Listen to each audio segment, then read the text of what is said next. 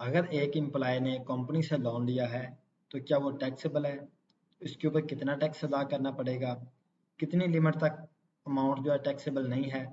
और अगर ये अमाउंट टैक्सेबल है तो किस तरह से हम उसकी कैलकुलेशन करके उसको अपने टैक्स रिटर्न में इनकम के अंदर ऐड करके तो उसका टैक्स पे करेंगे। आज की वीडियो में हम ये सीखेंगे। बिस्मिल्लाहिर्रहमानिर्रहीम, अस्सलाम वालेकुम। मैं हूं एडवोकेट आसिफ नदीम और आप देख रहे हैं मेरा ए टू जी टैक्स कंसल्टेंट का चैनल और यूट्यूब पेज। जी नाज़रीन, आज की जो हमारी वीडियो है इसके अंदर हम डिस्कस करने वाले हैं कि अगर एक एम्प्लॉय ने किसी कंपनी से जो है वो लोन लिया है तो कितनी अमाउंट तक जो है टैक्स है जो उसके अंदर एग्जाम्पशन है और कितनी अमाउंट है या लिमिट है जिसके अगर आप क्रॉस करते हैं तो उसके ऊपर आपको फिर जो है वो टैक्स पे करना पड़ेगा। उसमें कोई अगर फिक्स जो अमाउंट अगर टैक्स की रखी गई है या इंटरेस्ट की रखी गई है तो कितना टैक्स है, और अगर कोई अमाउंट जो है उसमें फिक्स नहीं की गई तो कितना टैक्स है। आज की वीडियो में हम इंशाल्लाह यही सीखेंगे। तो चलें नाज़रीन, स्टार्ट करते हैं। आपने अगर अभी तक चैनल को सब्सक्राइब नहीं किया जल्दी से चैनल को सब्सक्राइब करें और बेल आइकन दबा दें ताकि जैसे नई वीडियो अपलोड हो तो आप तक उसका नोटिफिकेशन पहुंच सके। जी नाज़रीन, टॉपिक को की तरफ चलते हैं, टॉपिक को कंटिन्यू करते हैं। हम इसको जो है ना ये लोन की जो अमाउंट है जो टैक्सेबल अमाउंट है इसको हम एग्जाम्पल के साथ देखते हैं। 3 एग्जाम्पल्स हैं जिसके साथ हम इसको देखेंगे कि किस तरह से हम इसके ऊपर काम करते हैं। अच्छा, इसके अंदर हमारे पास 3 एग्जाम्पल हैं। एग्जाम्पल नंबर 1 है जो इसके अंदर हम देखते हैं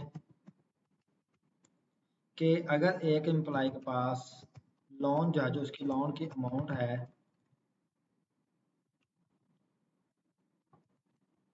वो 1 मिलियन से कम है,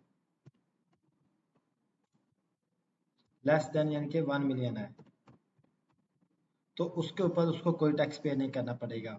यानी कि अगर किसी एक एम्प्लॉय कोई ऐसा एम्प्लॉय जिसने अपनी कंपनी से एक यानी कि 50,000 से लेके 1 मिलियन तक लोन लिया है तो उसको किसी किस्म का कोई टैक्स नहीं पे करना पड़ेगा लोन की अमाउंट के ऊपर। फॉर एग्जाम्पल इसको हम देख लेते हैं एग्जाम्पल। फॉर एग्जाम्पल एक एम्प्लॉय है जिसकी जो सैलरी है वो है जी 1 लाख रुपए ग्रोस सैलरी जो है, ठीक है। अब उसके वो कहता है कि जो लोन है जो वो मैंने रिटर्न करना है 20 इक्वल इंस्टॉलमेंट के अंदर, ठीक है। तो ये जो 1 लाख रुपए एक बंदे की सैलरी है इसके ऊपर जो है ना वो टैक्स जो है वो उसका यानी कि डिडक्ट हो जाता है 2,000 रुपये। तो उसकी जो बाकी अमाउंट जो बचेगी ग्रोस जो उसकी या जो नेट इसकी जो अमाउंट बचेगी जो सैलरी बचेगी वो बचेगी 98,000, ठीक है। तो ये 98,000 जो है इसमें से जो है ना अब उसका जो है ना वो लोन जो है वो लेस होगा जितना भी होगा। फॉर एग्जाम्पल हम कहते हैं कि 10,000 का उसका लेस होगा तो बाकी जो है जो उसको सैलरी पे होगी वो उसको जो है ना वो 88,000 होगी, ठीक है। यानी कि जो टैक्स की अमाउंट होगी वो ग्रोस सैलरी के ऊपर कैलकुलेट होगी, वो आफ्टर टैक्स जो अमाउंट है उसके ऊपर कैलकुलेट नहीं होगी, ठीक है। तो इस तरह से एक फर्स्ट एग्जांपल जो है उसके अंदर हम इसको जो है ना वो इस तरह से जो है ना वो कैलकुलेट करेंगे कि हम जो है ना वो देखेंगे कि उसकी जो सैलरी है वो यानी कि 1 लाख है, उसके ऊपर जो उसका 200,000 एग्जाम्पल है, इसका एग्जैक्ट जो ये नहीं है फिगर, 2,000 उसका टैक्स बनता है तो बाकी उसका नेट सैलरी जो है वो 98,000 रुपये 98,000 है। तो उस 98,000 में से उसकी अब लोन की अमाउंट लेस होगी तो बाकी उसका जो 88 जो है वो पे होगा, ठीक है। तो ये वो ये फर्स्ट एग्जांपल है जिसके अंदर यानी कि उसको एम्प्लॉय को जो लोन है उसके ऊपर कोई टैक्स पे नहीं करना क्योंकि उसकी जो लोन की अमाउंट है वो लेस देन 1 मिलियन है, ठीक है। तो यहाँ पे हमारे पास एग्जांपल 2 है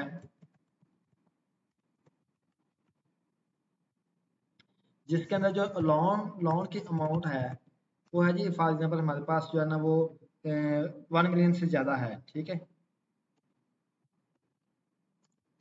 अबव 1 मिलियन है यानी कि 1.2 मिलियन है या कुछ भी है समथिंग है, ठीक है। तो यानी कि 1 मिलियन से ज़्यादा है उसके पास जो है वो लोन की अमाउंट है। तो इसमें जो है ना वो कोई इंटरेस्ट रेट जो है वो नहीं को डिफाइन किया गया, कोई ऐसी चीज़ डिफाइन नहीं, कोई टैक्स नहीं डिफाइन किया गया। तो इस सूरत में क्या होगा कि फॉर एग्जांपल एक जो एम्प्लॉय है उसके जो क्योंकि यहाँ अगर आप बैंक से लोन लेते हैं तो बैंक आपको जो इंटरेस्ट रेट जो है वो भी पे करना पड़ता है जो कि आजकल जो आई थिंक जो है वो 25% चल रहा है, ठीक है। तो इसमें क्या होगा कि फिर इसमें आपका बेंच मार्क रेट जो है वो अप्लाई होगा, ठीक है। बेंच मार्क रेट जो है वो लास्ट ईयर जो था वो चल रहा था 12%, ठीक है। अभी का जो है ना वो अभी मे बी थोड़ा बहुत इंक्रीज हो गया हो लेकिन 12% है, ठीक है। तो अब इसकी कैलकुलेशन देखेंगे कि हम कैसे करेंगे। फॉर एग्जाम्पल एक एम्प्लॉय है उसकी जो सैलरी है वो है जी 1 लाख रुपए सेम, ठीक है। अब उसके ऊपर जो टैक्स उसका डिडक्ट होना है वो आपका यहाँ पे नहीं डिडक्ट होना, तो उसका जो टैक्स है वो यहाँ पे अब जो है वो डिडक्शन नहीं होगी, सैलरी में से टैक्स डिडक्शन डायरेक्ट नहीं होगा, बल्कि यहाँ पे अब जो है वो ऐड होगी लोन अमाउंट कितनी यहाँ पे ऐड होगी। फॉर एग्जांपल उसके जो है ना वो 1 मिलियन उसने जो है ना वो लोन लिया है और उसके ऊपर जो है ना बेंच मार्क जो रेट है वो है जी 12%। तो ये 12% एक मिलियन का 12% जो है वो 12 यानी कि 1,20,000 रुपये आ जाएगा। ठीक है, तो अब इसको हम जो है ना कंबाइन करेंगे। फॉर एग्जांपल इसकी जो एक एम्प्लॉय है उसकी सैलरी जो है वो बन जाती है एक साल के, अगर हम देखें तो 12 लाख रुपये सैलरी बनती है। तो प्लस ये इसका 1,20,000 ये आ जाएगा, तो टोटल इसकी जो सैलरी हो जाएगी वो हो जाएगी 13,20,000 रुपये। ठीक है, अब ये इसकी हो जाएगी टोटल सैलरी। ठीक है, अब इसके अंदर जो है ना वो लेस होगा, इसके ऊपर जो है ना अप्लाई होगा टैक्स रेट, और फिर उसमें से जो है ना वो टैक्स जो भी बनेगा, फॉर एग्जाम्पल 2500 रुपया टैक्स बनता है तो वो टैक्स लेस हो जाएगा। ठीक है, और फिर उसके बाद अब ये टैक्स लेस हो जाएगा, उसके बाद जो ग्रॉस अमाउंट आ जाएगी। ठीक है, तो उसके उसमें से फिर अब जो लोन की अमाउंट है, वो जो इंस्टॉलमेंट है वो लेस होगी, तो फिर जाके तो जो है ना उसकी जो सारी वो वर्किंग है वो होगी। ठीक है, अब इसमें एक और तीसरी एग्जाम्पल है, वो ये है, थर्ड एग्जांपल जो है वो ये है कि अगर एक एम्प्लॉय जो है वो लोन जो है वो अमाउंट उसकी जो है वो सेम है, जैसे सेकंड एग्जांपल है उसके मुताबिक जो है ना वो उसकी अमाउंट जो वो लोन की सेम है, यानी कि 1 मिलियन से ज़्यादा है। ठीक है, तो यानी कि ग्रेटर देन 1 मिलियन है।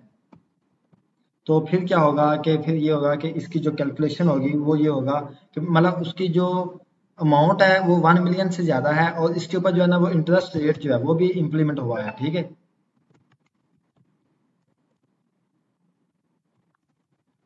इसके ऊपर जो है ना वो 6% जो है वो इंटरेस्ट रेट भी अप्लाई होना है। ठीक है, तो इस सूरत में क्या होगा, किस तरह इसकी कैलकुलेशन होगी वो हम देखते हैं। फॉर एग्जांपल एक एम्प्लॉय है, उसकी जो ग्रॉस सैलरी है जो पूरे साल की बनती है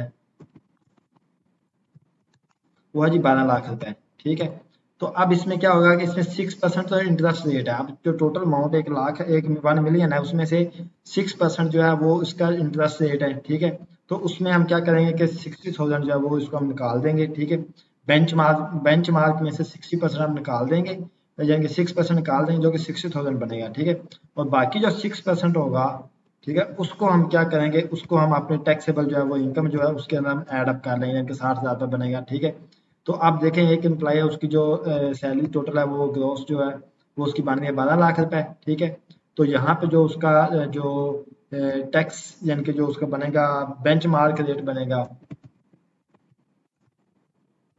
जो उसके लोन के ऊपर बनेगा वो बन रहा है उसका 60,000 रुपये। ठीक है, तो टोटल जो उसकी अमाउंट जो बनेगी टैक्सेबल सैलरी, अब जो टोटल उसकी बनेगी वो बनेगी 12,60,000 रुपये। ठीक है, तो इसके ऊपर अब उसको जो टैक्स पे करना है, जो भी टैक्स बनेगा वो उसको इस अमाउंट के ऊपर पे करना है। ठीक है, और फिर जो है ना वो जब ये पे कर लेगा तो उसके पास नेट पेएबल सैलरी आ जाएगी। ठीक है, उसके उसमें से फिर जो है ना वो लेस हो जाएगा लोन की अमाउंट, और देन आपके पास जो है ना वो पेएबल अमाउंट आ जाएगी। ठीक है, जो भी बनेगी वो आपके पास यहाँ पे जो है ना वो पेएबल अमाउंट आ जाएगी। ठीक है, तो ये इस तरह से करके कैलकुलेट होगा। अगर एक एम्प्लॉय, दोबारा सुन ले, अगर एक एम्प्लॉय अपने कंपनी से लोन लेता है, उस लोन की जो अमाउंट है वो लेस देन 1 मिलियन है, तो उसको कोई टैक्स पे नहीं करना अमाउंट, यानी कि लोन की अमाउंट का। अगर उसकी जो लोन अमाउंट है वो जो यानी कि ग्रेटर देन 1 मिलियन है, या 1 मिलियन या ग्रेटर देन 1 मिलियन है, तो उसको बेंच मार्क के मुताबिक जो है रेट पे करना पड़ेगा। और अगर एक एम्प्लॉय लोन लेता है, उसकी अमाउंट जो है वो ग्रेटर देन 1 मिलियन है, लेकिन उसके ऊपर 6% इंटरेस्ट रेट भी अप्लाई होता है, तो फिर उसको 6% अमाउंट जो इंटरेस्ट रेट है वो निकाल के बाकी जो अमाउंट जो बचेगी 6%, उसको टैक्सेबल सैलरी के अंदर अपने के अंदर ऐड करेगा, और फिर उसके ऊपर उसका टैक्स कैलकुलेट होगा। तो इस तरह करके हम इसकी जो वैल्यूएशन करेंगे। इससे रिलेटेड आपका कोई क्वेश्चन है तो वो जरूर मेंशन कीजिएगा, ताकि हम उसके ऊपर जो है ना वो डिस्कशन कर सकें, और हमारा जो लर्निंग का जो प्रोसेस है वो कंटिन्यू रह सके। इंशाल्लाह मिलते हैं नेक्स्ट वीडियो में, तब तक के लिए अल्लाह हाफिज़, अस्सलाम वालेकुम।